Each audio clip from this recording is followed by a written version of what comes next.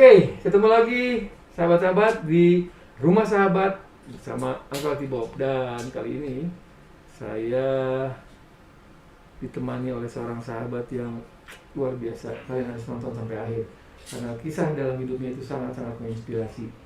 Pokoknya kalau saya boleh bilang mengatakan seseorang ini adalah from zero bukan to hero tapi ya, from nothing be something. Dan ini dia the one and only one, Kang Aman. Ya.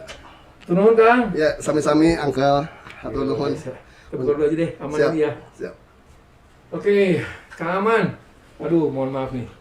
Saya mengganggu di sela-sela kesibukannya Bos ya. Enggak, makasih Seorang banyak. pengusaha muda yang gokil banget, keren. Kisah hidupnya sangat-sangat menginspirasi buat saya secara pribadi. Tapi saya yakin ini juga akan menginspirasi buat sahabat-sahabat yang lain yang menyaksikannya nanti.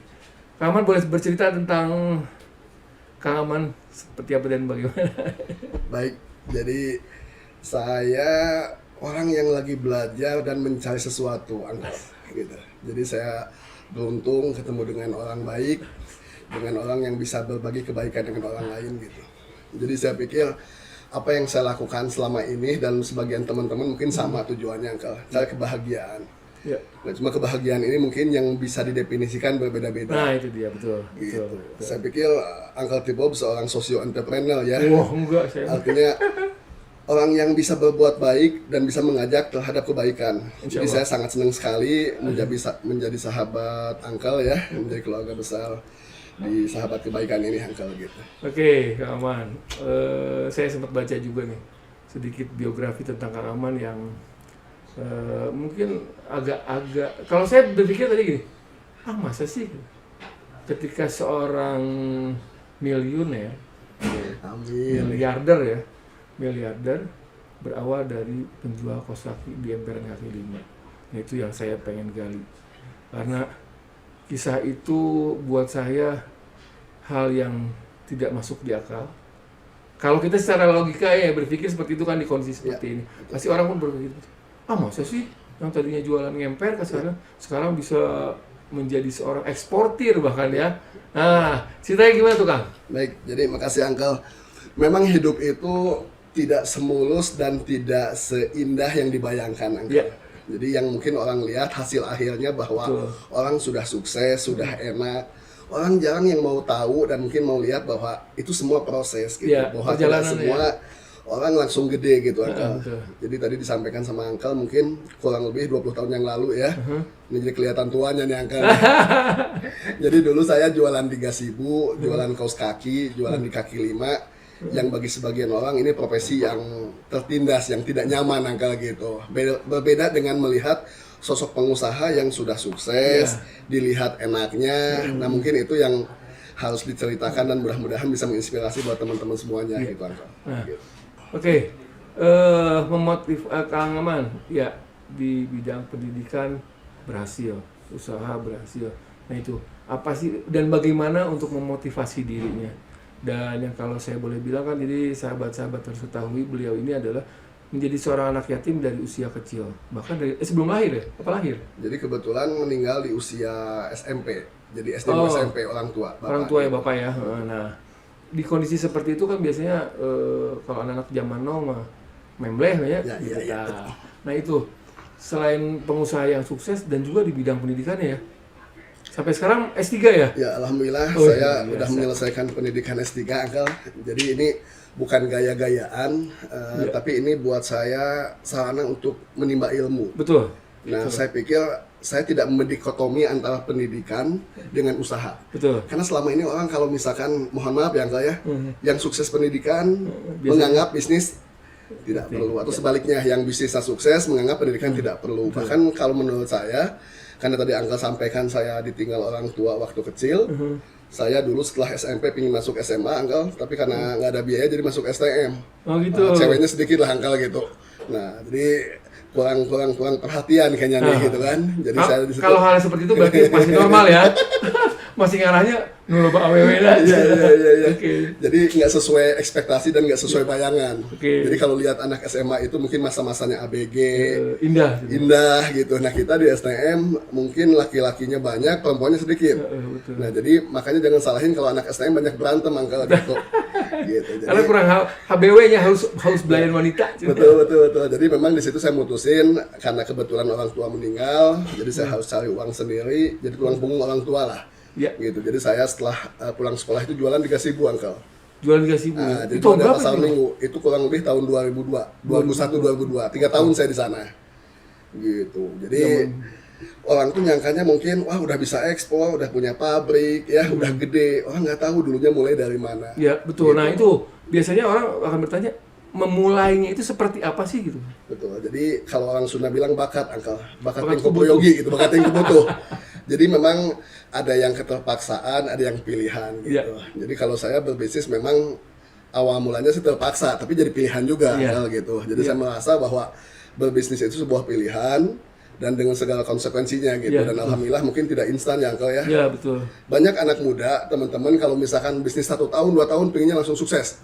Nah, padahal kan nggak mungkin. Semua ada prosesnya Betul. gitu. Jadi saya pikir saya tertarik dengan sosok Uncle Tibob, dikenalin sama teman bahwa ujung-ujungnya sejauh mana kita bermanfaat bagi orang lain. Itu dia. Gitu. Iya, Jadi betul. artinya kebayang sama Uncle, kita capek-capek ngumpulin uang, Mhm. nabung, sudah ada dikasihin. Nah, itu. Artinya kalau tidak punya value, tidak punya mimpi, Iya. ya mungkin kata Uncle, mohon maaf ya, kita lihat ada sebagian teman-teman, uangnya sudah banyak, tapi tetap tidak merasa cukup. Ya, betul. Bahkan ada yang sampai mohon maaf melakukan tindakan yang tidak terpuji Ya, ya. betul. Gitu. Uang sosial diambil, uang pemerintah diambil, uang siapapun diambil. Kenapa? Karena mentalnya mental miskin gitu. Iya. Jadi saya pikir Uncle Tibob bisa menginspirasi menjadi sosok yang bisa dibilang menjadi contoh ya bahwa kebaikan itu bukan diri sendiri saja, tapi memang harus mengajak orang lain untuk Ya. kebaikan juga. Misalnya gitu. Ya, karena saya berpikir gini, dampaknya itu harus seperti bola salju.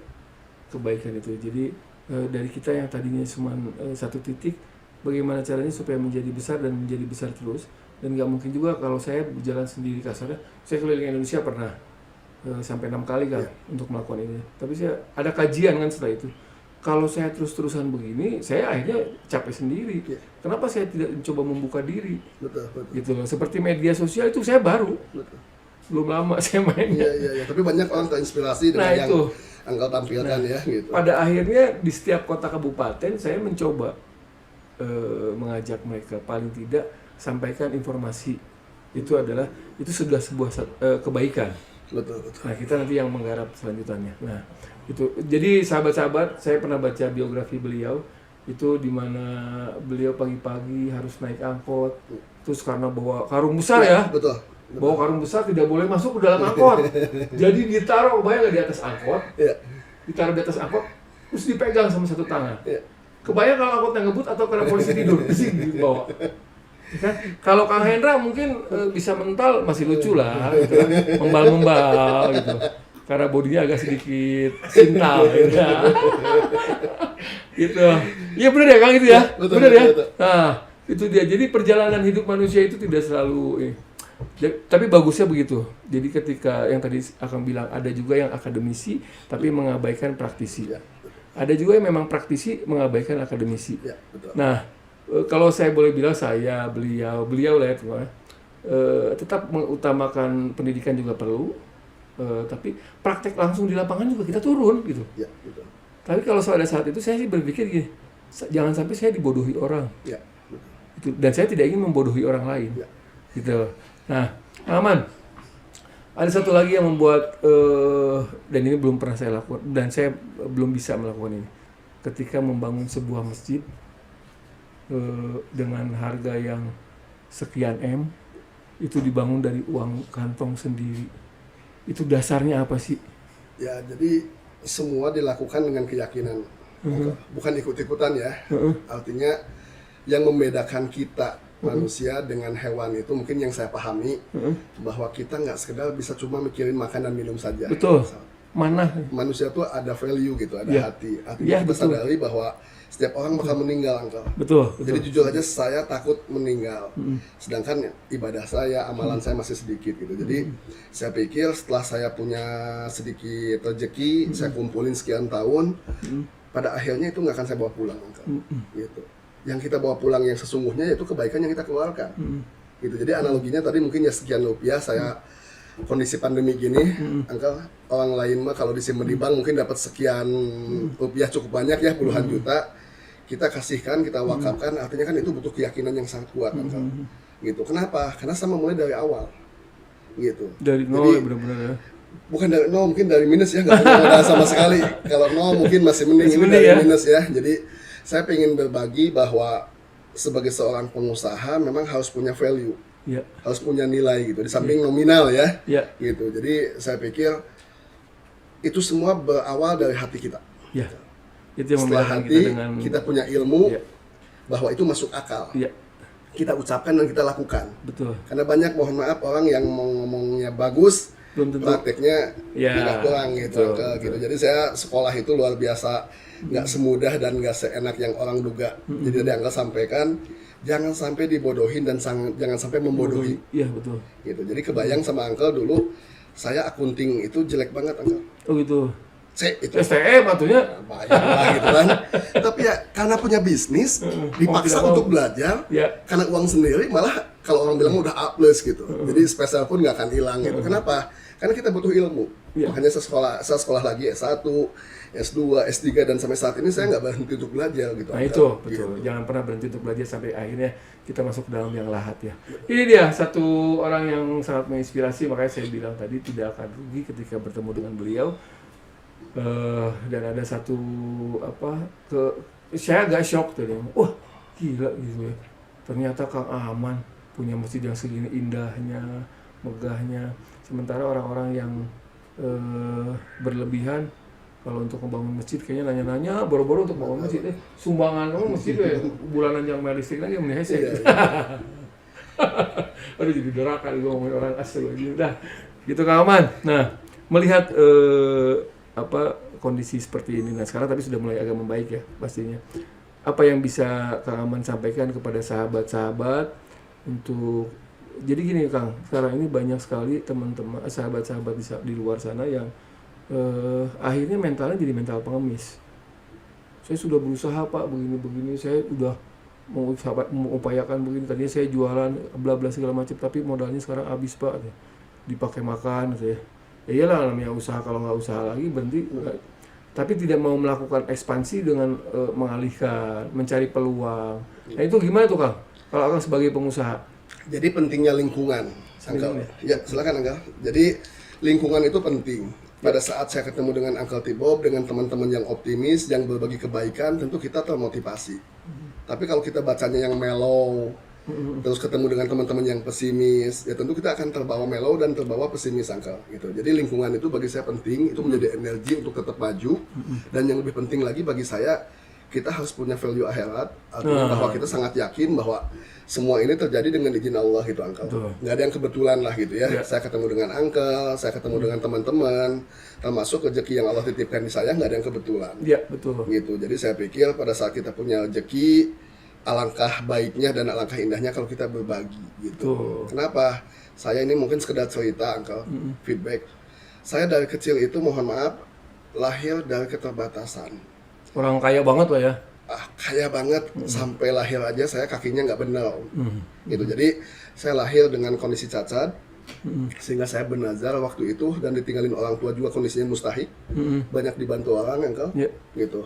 Sehingga saya punya mimpi, punya cita-cita, saya harus jadi muzaki, harus yang orang punya uang, sehingga saya bisa bantu. Betul. Kenapa tadi Uncle tanya, saya mau bantu, mau berbagi, karena saya merasa terbantu, merasa terinspirasi dengan orang yang bantu saya.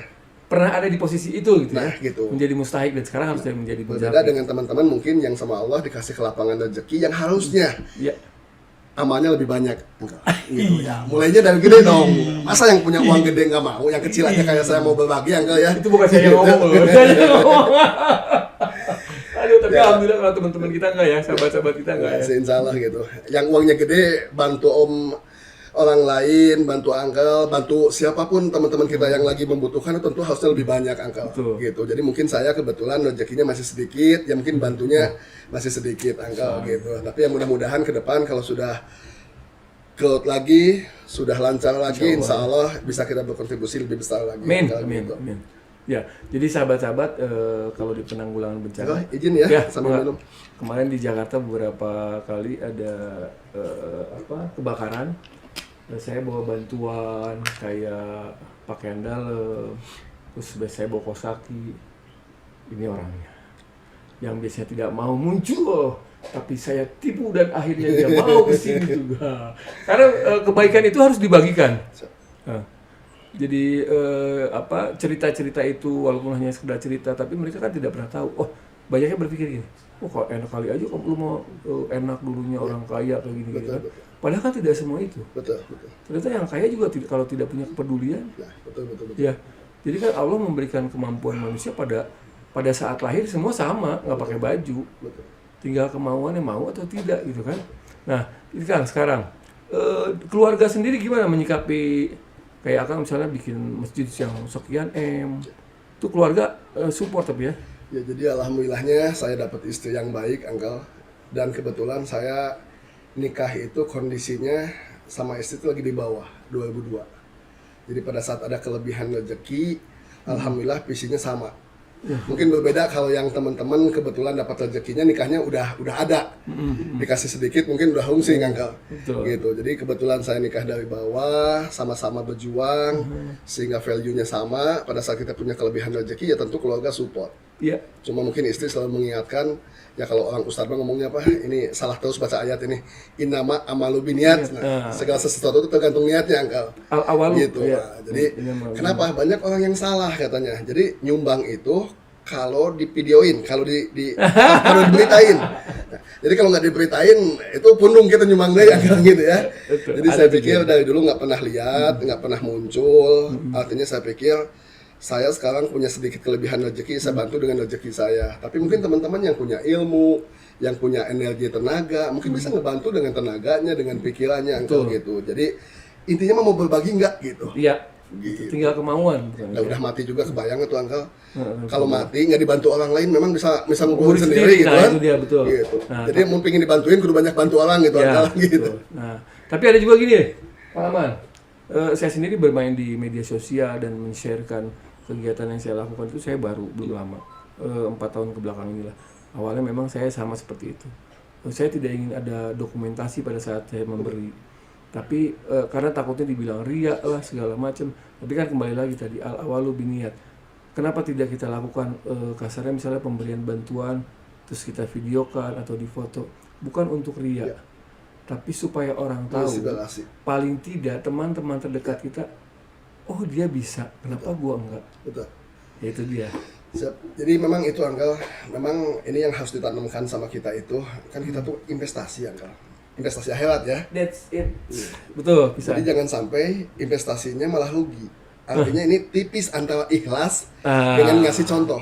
Iya. Makanya tadi saya singgung innama amalu binniyat ya, segala sesuatu tergantung niatnya gitu. Jadi kalau niatnya pingin dapat pujian ya balasannya pujian. Tapi kalau kita dapatnya misalkan tadi pingin pahala, kebaikan dari Allah, insya Allah dapatnya lebih gitu Uncle. Jadi saya setuju dengan Uncle, mungkin zamannya berbeda. Kalau dulu mungkin ada semacam hadis ya, saya kurang paham, bahwa kalau misalkan tangan kanan ngebantu, tangan kiri nggak boleh apa? Nggak boleh tahu. Nah sekarang nggak seperti itu katanya. Kalau tangan kanan bantu, tangan kiri bantuin. Nah, dua-duanya harus bantu. Gitu Uncle. Jadi ya, memang zamannya berubah ya. Orang dulu mungkin tidak ada sosial media. Tidak ada mungkin informasi semasif ini. Saya pikir apa yang dilakukan sama teman-teman di sosial media sudah sangat bagus ya. Termasuk mohon maaf, saya kenal Uncle juga di samping dikenalin sama saya di sosial media. Kalau Uncle nggak ada di sosial media saya nggak tahu juga nih. Gitu. Bahkan mohon maaf ya, kalau misalkan sebagian orang yang hatinya julid mah bisa seuzon. Nah, gue bantu lo, jangan-jangan uangnya dimakan lo gitu kan gitu. Tapi dengan adanya sosial media ini bentuk akuntabilitas gitu. Bentuk istilahnya mah ya laporan tidak tertulis lah gitu. Minimal orang tahu bahwa kita tuh benar-benar aktivitasnya real, ada dan banyak yang mendapatkan manfaat gitu. Alhamdulillah. Itu Uncle gitu. Insya Allah kalau Uncle mah banyak yang doain lah gitu amin, kan. Amin. Gitu. Ya. Jadi yang tadi saya simak tuh saya ambil tadi ketika tangan kanan memberi, tangan kiri membantu. Kalau saya ada lagi beda lagi sedikit, nggak apa-apa ya beda kita ya. Ketika tangan kanan memberi, ajarkan kepada tangan kiri untuk merangkul dan mengajak yang lain. Wah, ini luar biasa. Ini kalau ketemu mbahnya nih, kita dapat ilmu lagi nih. Ini kalau saya sekolah S1, S2, S3, ilmu yang ini yang nggak ada. Cuma bisa didapat di lapangan ini nih. Jadi seperti itu kan. Jadi pada iya. akhirnya, kalau orang sekarang memang tren di 2021 atau di era milenial ini, yang laku itu multi level marketing. Ya. Tapi multi level marketing tidak hanya di bisnis, tapi berbuat amal dan kebajikan juga. Jadi kita ngajak, ayo ikutan yuk, gitu. Tidak sedikit yang kasar, orang tuh bukan, saya nggak punya apa-apa. Lu punya tenaga nggak? Punya pemikiran nggak? Punya gagasan nggak? Kan gitu ya, selalu. Lu punya bisa nggak bawa mobil? Gue butuh orang bisa bawa mobil. Kan seperti itu. Nah ketika saya mah nggak punya apa-apa lah katanya. Saya mah tenaga juga apa tuh, terus pemikiran juga saya mah orang bodoh. Jadi lu nggak punya apa-apa yang bisa dimanfaatkan. Berarti kan dia tidak mensyukuri nikmat Allah. Mendingan kita kuburinnya bareng-bareng. Tenang, Angkel. Jadi saya punya bisnis yang namanya Nabel Selje, jualan kain jenazah, Angkel. Wah, ya. Jadi teman-teman tadi yang misalkan mengingat kematian, Angkel, belilah kain kapan. Minimal meninggalkan kain kapan sugana soleh gitu, Angkel. Gitu ya. Mengingat mati menafsunya ada kendali gitu ya. Kenapa? Memang ada ajaran seperti ini. Untuk dunia mah seolah-olah mau seumur hidup, mau selamanya hidup tuh. Tapi kalau ingat kematian, kita merasa kalau ibadahnya urusan ibadah, kita akan meninggal besok. Ya, sehingga tidak menunda-nunda kebaikan gitu. Betul. Ya, mencari uang lah seolah-olah kalian mencari bekal lah seolah-olah kalian hidup akan mati selamanya, seumur betul nggak gitu. Ya, tapi berbuat kebaikan lah termasuk ya kewajiban kita sebagai muslim misalnya, sholat 5 waktu yang wajib, seolah-olah kita akan mati. Bukan besok tapi beberapa saat ke depan. Makanya tadi saya bilang kan saya agak terlambat tuh. Entah kenapa saya tuh selalu berpikiran bahwa gini. Gua nggak mau nih mati dalam keadaan tidak berbuat kebajikan. Jadi kemana saya pergi harus ada aja selalu yang buah tangan yang saya bawa. Kayak tadi bawa beras kemana-mana. Karena di kondisi tertentu kita ketika melihat, wah. Nah ini juga jadi kalau saya memang agak sedikit berbeda mungkin dengan yang lain ya. Nanti ini sih bukan ngajarin. Suatu saat mungkin saja atau memang sudah dilakukan oleh Kang Aman ketika berbagi sembako kayak gitu. Jangan dilupakan uang untuk beli gasnya. Iya betul. Jangan beras dari cangkem begitu ya. Nah, gitu. Karena kondisinya ketika Ya. kita ngasih beras seharga misalnya 5 kilo. Ya. Taruhlah 10.000, 50.000 ya. Nah, ketika dia mau masak dia tidak punya gas. Pada akhirnya si beras itu dijual pasti dia tidak akan 10.000, pasti setengahnya bisa jadi. Betul. Nilai ekonomisnya saya sudah hilang.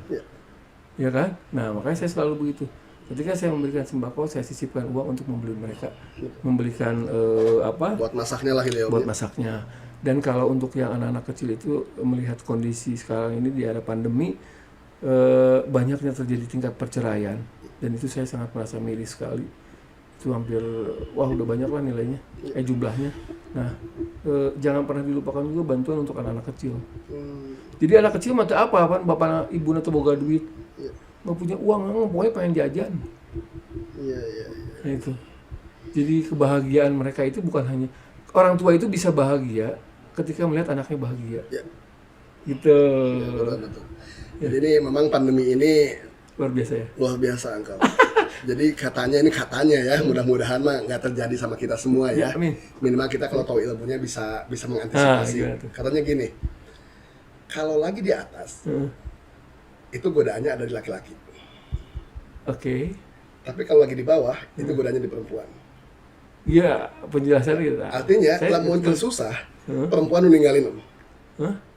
Kalau lagi susah. Oh iya, perempuan ninggalin. Iya. Nggak kuat itu perempuan biasanya.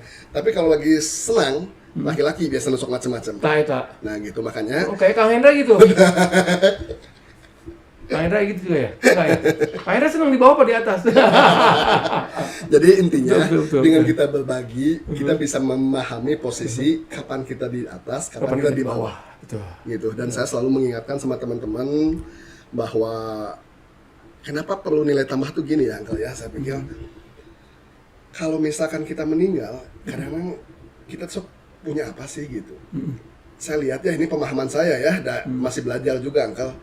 Nggak ada yang miskin dengan sedekah. Mungkin Betul. jauh nama Bill Gates nya, mungkin jauh-jauh nama mungkin Ayat Tahir, dan di Muslim ini banyak tuh soleh teh. Betul. Artinya yang sodakoh, zakat, infak itu nggak ada yang miskin.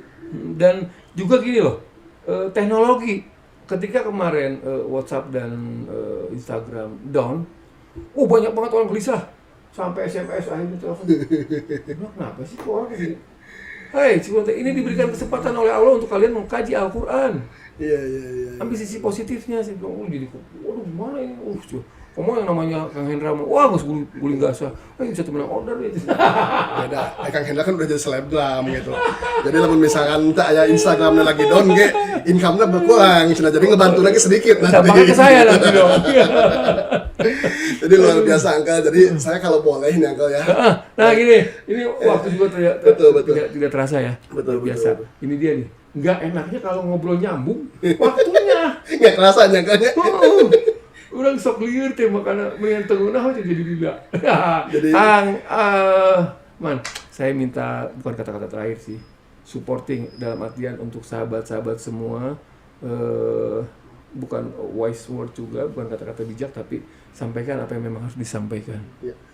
Saya selalu meskipun badannya gede nih Uncle ya, tapi saya karena Bukan saya yang merasa- bilang tuh ya badan gede.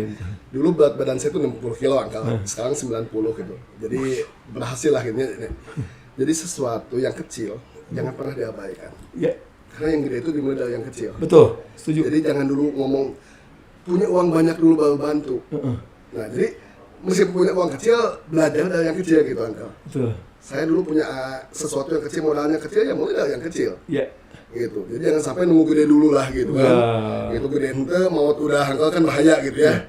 Nah, saya mungkin kalimat terakhirnya bahwa Uncle sudah sangat luar biasa bergerak. Lamun mahasiswa mah kayak tong loba teuing teori gitu Uncle. Jangan terlalu banyak teori. Harus Something. banyak praktek gitu. Jadi banyak berbuat gitu. Tadi saya bilang punya uang kita berbuat dengan uang, punya tenaga kita berbuat dengan tenaga.